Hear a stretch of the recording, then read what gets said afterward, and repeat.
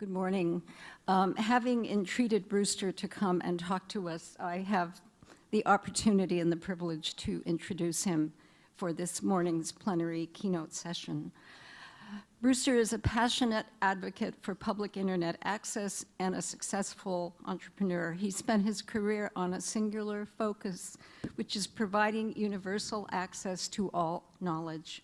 He's the founder and digital librarian of the Internet Archive, one of the largest digital libraries in the world, which serves 3 to 4 million patrons each day. With 170 staff members in the US, Canada, England, and China, and digitization centers at LC, Princeton, the University of Toronto, and the Boston Public Library, the Internet Archive works with more than 500 libraries and university partners to create a free digital library accessible to everyone. And you're going to hear later about the Internet Archive MIT project here at this conference. I think it's somewhere right here. There's not sufficient time in this introduction to describe the extent of Brewster's activities and contributions, so look up his bio, which is easily available online. Meanwhile, here's a story that Wendy Han from Brewster's staff has sent to me, and I liked it so much I will use it. Back when he was an undergraduate at MIT, he was crossing one of the bridges over the Charles River with a friend. The friend asked him, "Brewster, do you believe in utopias?" And "Yes, well, I do," Brewster replied. "Are you a technologist?" his friend asked. "Of course," Brewster said. "Then why aren't you using technology to build ideal societies?" And that got him to thinking. What could I do, he thought? Well, I could build the Library of Alexandria for a digital age, but that's so obvious. Everybody's going to do that. So he went off and worked on privacy instead. But after a while, he noticed that nobody was building that digital library. So he started developing the tools and technology that he would need. Supercomputers at thinking machines, a web publishing platform at Waze, web crawling and archiving technology at Alexa, which he eventually sold to Jeff Bezos of Amazon. That gave him the capital to start one of the world's largest nonprofit digital libraries, the Internet Archive. For the last 21 years, Brewster Kahle has focused with single-minded attention to building that Library of Alexandria too. He has preserved 300 billion web pages in the Wayback Machine. But there is a missing piece of the 20th century that keeps him awake at night, and that's why he's here at Charleston to talk to us about the urgency and importance of that missing piece. So we're honored and really pleased to have you here. Thank you for coming.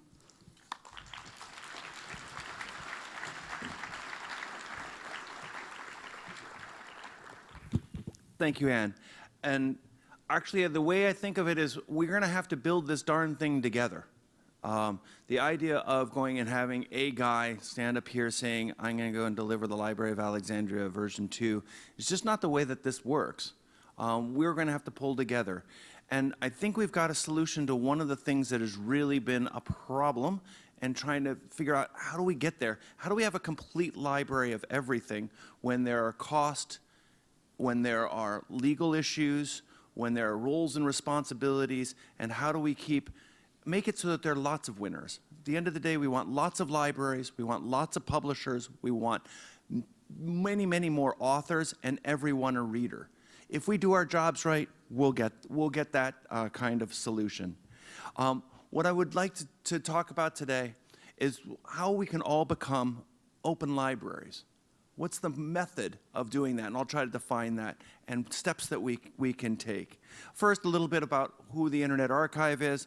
Our motto is universal access to all knowledge. We have this awesome building in San Francisco. Please visit. And we've collected a lot of material. So just, blithering numbers of sort of big, numbers of software titles, moving images, going and digitizing these, uploading them, having lots of audio recordings being done at scale, recording television, off-air television, 60 channels of television, 24 hours a day, DVD quality, 25 countries. It's doable within even a relatively small budget to be able to do this. And we've, working with 500 libraries, we've digitized about 3 million books and put them into ebook form, and tried to make it so that people can have access to them. But most of these have been before 1923.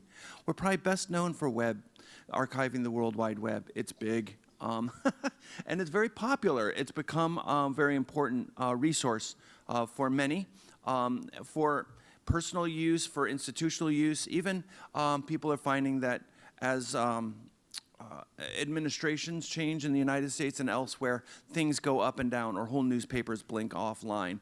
And since we've been so oriented towards pouring our lives into the web, the average life of a web page is only 100 days before it's changed or deleted. So we have to really be on our game to be able to do this. And we do this now with 500 other institutions. So we have 500 book partners and 500 web partners, where these libraries basically build subject-based collections to make sure that those things are done particularly well. One of the great things about librarians is they're picky. I know, I am one. It's like, it's got to be right. And so these collections are done very well out of a medium, the web, that was not really designed to be archived. All in all, it's a lot of bytes. So it's an enormous collection. Archive.org, you can use it, it's free. In general, we've been paid to give things away. That approach works well on the internet, so it's how libraries work. We buy books, we acquire materials, and then we make it publicly available. But as Anne said, that we're making progress in a lot of ways, but there's a problem. And I'm going to actually start this about a story about Wendy Han, Director of Partnerships, who's here, a Japanese American. And there was a book that was very important to her growing up. It was Executive Order 9066. And when she got it out as a middle school student in Oakland, California, it was the first time that she knew then what her parents and her grandparents were describing as camp had barbed wire. They were in Japanese internment camp. And this was a picture book that was very important to her for understanding her past. And she got it out of her library. But at this point, her son, who's now in college, was cramming for an exam or doing a paper on race and ancestry. And this would have been a perfect book for him. But if you were to go to Hati Trust or the Google Books Project, you would only get a snippet of it. The only place was not in those other repositories. And if it's not digital, it doesn't exist. He really wasn't going, even though it was probably in Widener somewhere, he wasn't going and getting it out of the book. It had to be available online. And it turns out that we digitized it, and it's available in the Open Library website. So one reader at a time can borrow this book, and he was able to see this picture book to get sort of a relationship to a book that was important to his mother, and it was making it forward into a new century.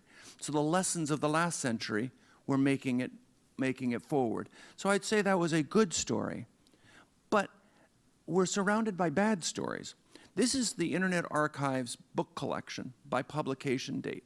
We're doing pretty well up to 1923. You guys have participated in getting it there. And we're doing pretty well when it comes to the 21st century. But there's this missing century of books. They're not there. It's also not there in Amazon. This is a study of books that are in their collections. So there's this gap. It's an important gap. If we go and bring up this next generation on works that are before 1923 and completely current, we're going to get the generation we deserve. They're going to come up without knowing a lot about the 20th century, and that can be a problem. So I would suggest we need to find a way to fix that, and fortunately, we do. What we're proposing is working together to build a free digital access to 4 million more books. So, and then that would give us a Yale, a Princeton, or a Boston Public Library class library available to all. But how do we then do that in a decentralized way? And how do we do that legally? So the approach here is to do what we've always done. We buy and lend. So what we could do with ebooks is we buy and we lend them. That's what we do. But what about all those things from that missing century? Well, a lot of those aren't available in EPUB form. So we buy what we can, digitize what we have to, and we then lend it one reader at a time electronically. You say, gosh, that's pretty lame. I mean, here we are in the digital age. Anybody could have access to it. It's like, yeah, but there's this copyright thing. And try to be respectful to publishers and authors and try to move our collections forward. This format shifting, if you will, works. And we've been doing it now for 6 years on the Open Library site with 500,000 books, with a large number of libraries, including the Boston Public Library, digitizing their in-copyright, non-rights cleared books and lending them. What would that then mean? What we want is all libraries to go this way. So what we'd like to do is wave a wand over all libraries and turn all of your collections digital. Boink. Then your patrons would have a choice between taking out the physical book or the electronic book. But again, under the same kind of restrictions of one reader at a time. If we could do that, then our friends at Red Hook, New York, where they now have 40,000 physical books, they would have 40,000 physical books at the end of the day and 40,000 ebooks. And again, only one would be circulating. So the idea is to use the collections that we've already used, that we've built, and we've invested in, and our communities are based around, and just offer something a bit more appropriate for the current generation. We're working with the Digital Library Federation, the DPLA, and the ALA to help basically guide this to go and make sure that a great set of books are done. So it's a diverse set of books. So it's representing of our communities as they are now, not actually how they might have been 50 years ago. And there's studies that say, well, our collections aren't as diverse as you'd kind of imagine. So maybe we can make some changes to that as we're going through picking these 4 million books. And 4 million's a lot. So the idea of picking the highest ones that overlap with all of our collections and finding the ones that are in current curriculum and those sorts of things to make those books much more available. Again, we buy the EPUBs when we can, but we digitize the rest to make sure that we've got a complete digital library. We're working with MIT Press, and we'll be talking about that soon after this session, where they've actually explicitly signed on saying, yes, this digitize and lend works for them, and they're bringing their backlist to a scanning center, and we're digitizing that backlist, and it's sort of working for them. Houghton Mifflin Harcourt has their archives at the Boston Public Library, and they have signed such that we're now digitizing their backlist for lending. So this idea of digitize and lend is working for publishers, and I'm hoping it can work for you guys as well. Not just the libraries, but the authors and publishers can bring forward their last century of wonderful materials to a broader use. But we want 119,000 libraries to do this. We don't want one library. Even if it were, don't elect me king either, I would say. We want it such that it's a decentralized, distributed approach with different collecting priorities and different service models. These libraries they're in every town in the United States. They're not necessarily in every town around the world, but the United States has a huge investment in these. But there are people that can't get to them because of physical barriers. There's issues with reader privacy when it comes to reading online that we would like to go and be our traditional selves and doing a better job of protecting than maybe going and buying books from Amazon or even offering other ways. Long-term public access to knowledge. That's what we've always been about. But in fact, based on this format shift, this technology transition, we libraries have had a hard time getting there. It's not profitable enough for a lot of the publishers to go and bring a lot of these things back into print just for these small cases. So we have to do our job to bring these forward. Buy or digitize. We want that century of missing knowledge either way. I think we're going to end up doing a lot of digitization because a lot of it's not commercially viable. There are a couple ways you can do this. We have funding to be able to digitize all the materials that are donated to us. So we're making the commitment based on funding and future funding to go and digitize everything that we physically own. So people are deaccessioning to us. We want one copy of every physical book, music, video, webpage, whatever. For instance, the Boston Public Library, our friends there, is now in partnership where they've shifted their sound archives, their 78s, their LPs, that were actually sitting in the basement. This isn't their circulating set. This is their downstairs set. And I bet a bunch of you guys have a downstairs set of a lot of materials. And they said it's better to go and digitize these things. And so we're digitizing them, giving back the digital versions. And they also posting them as publicly on the internet as we can. So you can deaccession to us. Or you can use local scanning centers. They're all over the place. And it costs about $30 a book. And it's basically labor. If you have mechanisms of sourcing the labor, then that's can make it so that it's even less expensive or free within your for your particular worlds. So that's sort of the cost of kind of getting over this hump. What we're also working on is bringing the user experience to be as good as what the publishers are doing. Hey, maybe we could even do better by going and weaving these materials into our phones, tablets. Scan materials work better on tablets or screens, but can we go and make it so that it's easy to read, to bookmark, to share all of these materials? The blind and dyslexic benefit greatly from this, and we're finding that there are a lot more people with print disabilities than I thought. It's often dyslexia, or older people that have trouble reading, so they want large print editions, that aren't fully blind. And for digitized books, that works particularly well because the optical character recognition when we're reading the words, that sometimes has some faults to it, but the images of the pages you can do a lot with for many communities. So this is a thing we get as a byproduct out of going and bringing the whole library up for lending for everybody. We get steady, open access for the blind and dyslexic. And this requires work on all of our parts to go and make these books better in terms of accessibility. A big headache we're trying to figure out now is how to integrate with your systems. So we want to use the same OPACs, the same discovery systems that people have always used to try to find books. And this is going to be quite a challenge, and we're going to need your help.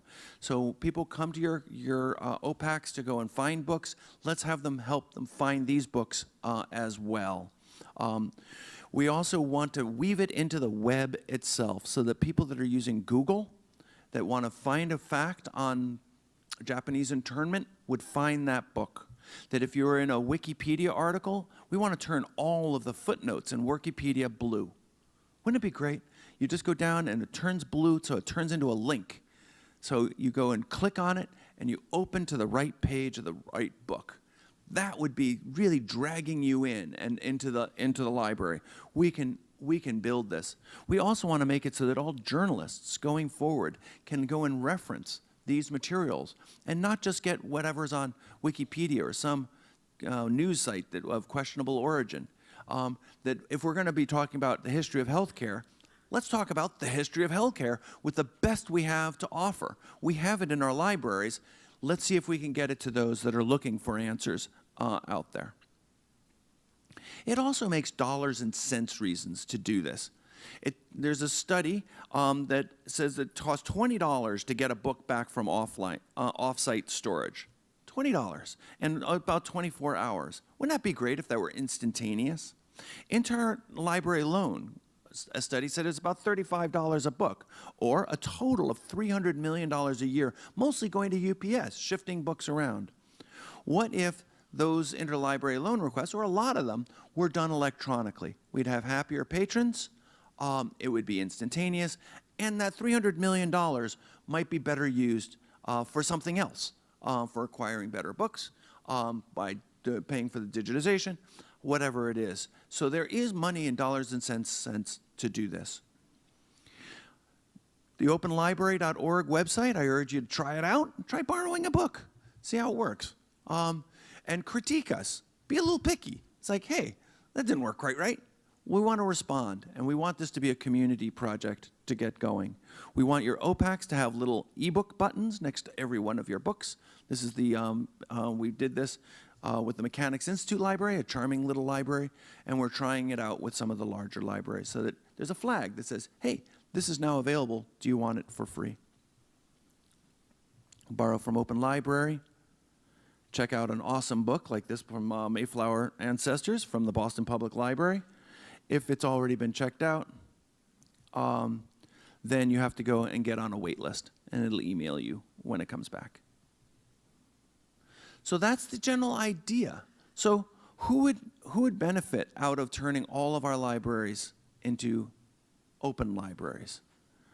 Well, I think our patrons would. They would find new uses of all sorts of unbelievable materials. So here is the a charming little book from that was at the University of California, and it had been checked out 3 times since it was originally published many, many decades ago. But now that we've digitized it, it's been used about 1,400 times. So this charming little book about dahlias, begonias, has actually found new life for new readership, and some of those readers are robots. So these aren't just all humans reading these things. These are other things that are going and mining these books in new and different ways. John Stable, a librarian that runs the LA Public Library System, we asked him sort of, what would this do for you? And his answer was it would be more equitable access for his patrons. There are some people that use the libraries a lot, and there are a lot that don't use it at all. Every kid in LA has got a LAPL library card. So if he could go and get his books more integrated into their lives, into their Google stream, into their Facebook stream, into their Wikipedia use, he would get more equitable use to his materials. He would also be able to potentially win back some of the space that he's using for closed stacks in downtown LA, and be able to go and use that space for other reasons. And he could save money from shuffling books around his many, many branches. Michael Connolly Misquish is a Native American, and he's a Wikipedian. And he's been participating in Wikipedia events to go and try to represent his tribes and the what happened in the California tribes differently than how Wikipedia had been doing it before. This is a photograph of American Indian shooting settlers in California, and he was able to go and find good, solid references of how did the Native Americans impacted actually throughout California by bringing the library into what's currently being read, the #5 website of Wikipedia. This is bringing new depth to a resource that is terrific, but could be a whole lot better. Josh Mealy is blind, and so the idea of having his getting access digitally as opposed to having books read to him is a just much more cost-effective mechanism to move forward. Susan Steinway, the archivist for Houghton Mifflin, is thrilled that all of these wonderful books from a century of this venerable publisher is going to be able to see a new audience. Books that I'd like to read, actually I got to see this in the Boston Public Library. It's up 3 stairs, and it's actually in a fairly dark room, but they're all there in closed stacks, and that's pretty much the only copies of a lot of these materials from 100 years ago. They wrote in their contract that I thought was something really terrific, that they see that there is a way of balancing the interest to going and making it so that there is public access in a way that is respectful supportive of authors and publishers going forward. One of the good stories around our place is Aline. She works, she's the daughter of Roxana, who works at the Internet Archive, and that family doesn't have very many books. And she does a lot of her homework at the Internet Archive. But now she's got an ability to go and read large numbers of books. And we've been kind of using her to see, does this work for her? And she's loving it.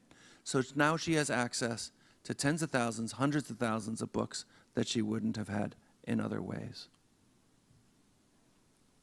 So who cares? There'll be lots of uses as we bring our materials public. There's just been stumbling blocks. There's been costs. There's been copyright. There's technical issues about how do we do this in a decentralized way. But I think we've got a method to go forward and bring 4 million ebooks to our patrons. What roles do we play? Publishers, let's digitize your backlist. Let's get the whole damn thing online. Let's at least do digitize and lend. And maybe you'll find that some of these things are actually popular and you want to bring them back in print. But you'll get the statistics and be able to find out what deserves to be made more available. ILS vendors, let's integrate this so that the OPACs surface these books smoothly and easily. Not easy to do, but we can get there. Writers and editors, let's go and get your books linked in to the web. Let's make it so that these aren't just dumb old footnotes. Leverage the digital materials, link to it, drag people into the rest of the library. Readers, what did you find important to you? What should be brought forward going forward? In summation, we can all build these open libraries. We can build these open libraries and become open libraries together. Coordinated collection development, this digitize and lend approach. We could use each other's technologies for distribution in a respectful mechanism. But if we don't do this, we're going to have a generation that's going to grow up without actually a lot of access to the great materials that we have in our collections. And this is not just true for public libraries, it's true for academic libraries at every rank. The Hathi Trust is terrific, but it's not substituting for having books on our shelves. It's great for data mining, but it's not good enough. We together can build this. Thank you very much.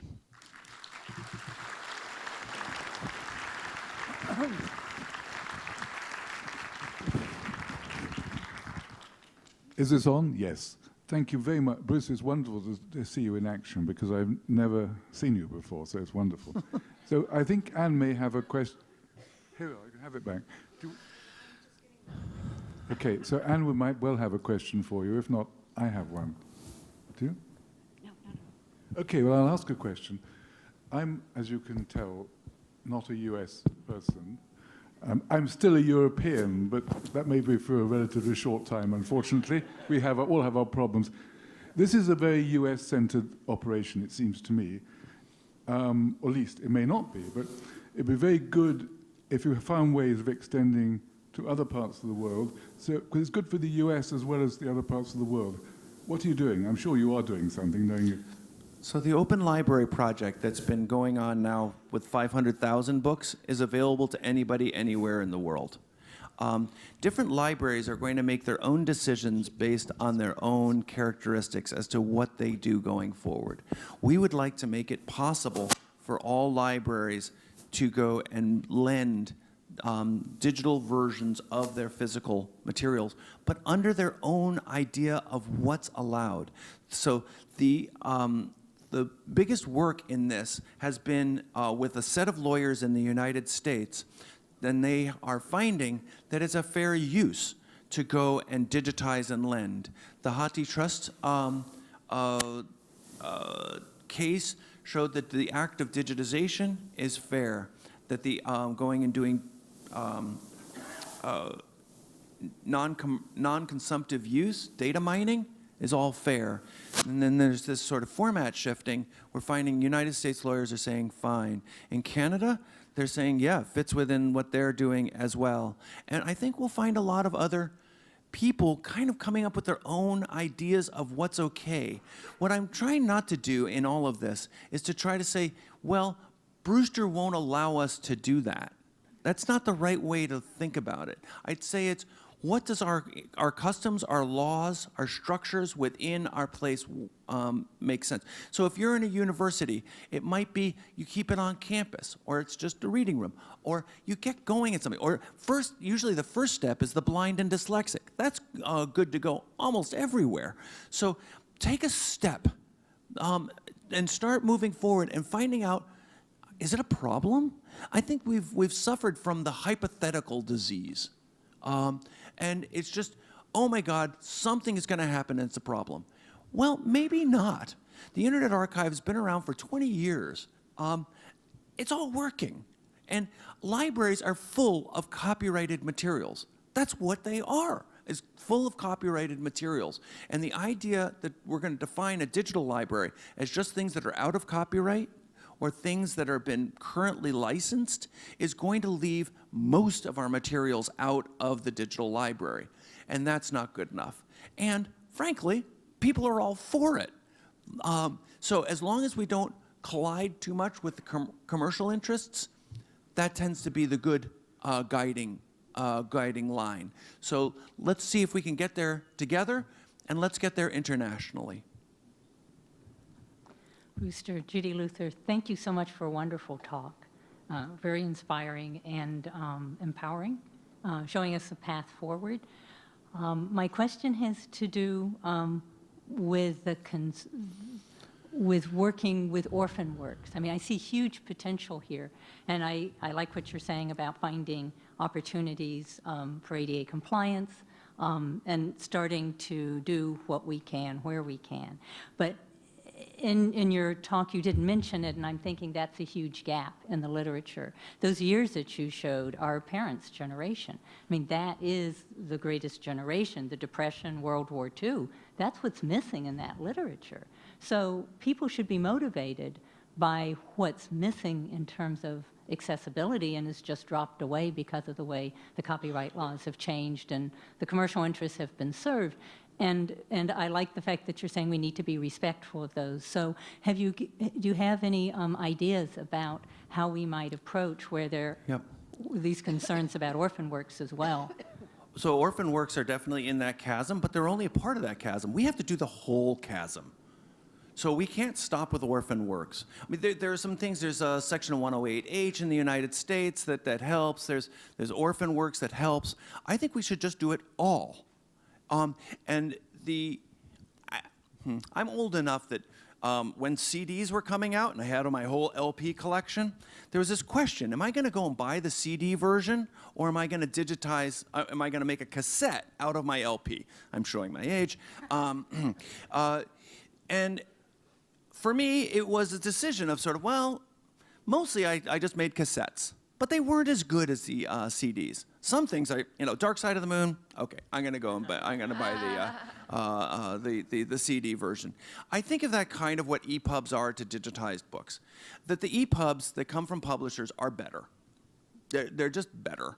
And if we can buy those, but really buy them, not just in these sort of funny lease deals, but if we can buy them, let's buy them if we can afford them. But let's digitize the whole darn thing. So Orphan Works, which I'm credited with coining the term Orphan Works, which I think is true. Larry Lessig brought this lawsuit, and then Copyright Office had their hearings, and we tried to get a law passed through, and we couldn't even get that through. I mean, it's just really gucked up out there towards getting new laws. So I think we should use the existing laws, which is fair use. Let's do the whole darn thing. And then initiate your communities towards getting access to it. Hello, I'm Maggie Ansell from the University of Florida Health Science Center Libraries. Big fan, I'm super excited to see you, hi. But also, I'm techie, I'm a digital person, so I'm really supportive of the initiative, but of course I'm asking lots of questions about, okay, well, what's your borrowing period? How do you prevent spam bots from, checking out all of your books at once and keeping them from, from the public from actually accessing, and security, things like that? Could you kind of, I know you were big into the inspirational part, which I'm yay, But Okay, the question is kind I'm of going to get a little gritty. Yeah, what are the I'm a geek nitty-gritty too. technical Okay, so specifications?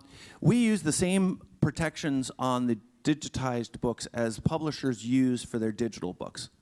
So when we first came out, we started using the Adobe Digital Editions, those exploding EPUB, exploding PDF things. Turns out that that's very safe and very difficult for people to use. But they're there. And then when Google did a page flipper of in-print materials, we said, great, publishers are now ready for a page flipper that's locked at that level. So we just emulated it. So we always want to follow the protections. So that's been sort of our approach. And on openlibrary.org, you can only check out 5 at a time. So you can't make a spam bot that just checks them all out. It just stops you at 5 unless they figure out how to make lots of accounts and check out more Mayflower ancestor books than they should. But we get about 10,000 books peak checked out a day, and we'd like to get that higher, and we'd like to get it so that people can do more casual browsing, so a little more look inside, because maybe they just look at a couple pages and they're done, rather than checking out a whole book for up to 2 weeks. So we're still refining it, but the security issues, we just follow whatever other people do, and you'll be able to set your own. I mean, the key thing here is to enable and empower libraries to go and make some of their own decisions for this. And we've talked with one university that said, oh, faculty have got to have, more access rights than undergraduates. I said, really? Well, anyway, that was their, so they wanted to go and have all of these prioritizations, and we said, great, your ILS can go and figure that out. And that sort of mechanism of going and engaging us in a much more open approach rather than having all of the constraints come from us. Question over there. Hi, Donna Kent, and I'm from the Government of Canada, and I was at the National Library and Archives Canada for many years. So there were always libraries that wanted to donate their collections to us, and a big roadblock was the actual physical transportation of that. And have you put anything in place or plan to put anything in place? You were saying about, libraries can donate their books to you. Yes, we'll pay for packing and shipping. Really? Yes. Wow. But we want to have we want to try to get collections that we don't already have. We have enough Dan Brown. Exactly. Check. Yeah. So we've been working, and we're trying to work even better with the used book groups. For instance, Better World Books, which is a sponsor here. They've been great at donating books, and we're trying to make it so that if people donate to them, if they don't want it, then we get it, so things can flow through. And they've got a whole mechanism of doing this. But we're trying to get that so that all the books that are donated come through to us if we don't have it. That's not quite there yet, but they've been great, and there's others of these in the used book areas. Or we can take it directly. One thing, if you're deaccessioning things that are pre-ISBN, please don't take the records out of your catalog until we can go and match it up with your local number. Because recataloging these books is really painful. Yeah. So please, as these come out, especially that sort of 1970 to 1923, that 50 years without ISBNs, don't lose the data, and just make it so that we can get back with your local numbers. So be careful as you deaccession. But also let me put in a pitch. Don't deaccession. So it's really inexpensive to go and pack densely, as long as you don't need to have these 24-hour turnarounds and these, humidity, blah, blah, blah, blah, blah. If you're basically going for preservation, if you put them in boxes and put them really dense packed, you can store books, as best we can tell, about $6 per book forever cost. And you say, well, I don't have that. It's like, well, maybe you do. And you can go and store those books forever. And compare that against the off-site repositories that people are using, where they have 24-hour turnaround and all of the security and controls. It's a lot more expensive than that, and makes it very painful. So people want to deaccession rather than not. But if you're going to deaccession toward us. But don't deaccession. Call us first and learn how you can go and store your books less expensively, and just hold on to them. even though they may not be very accessible.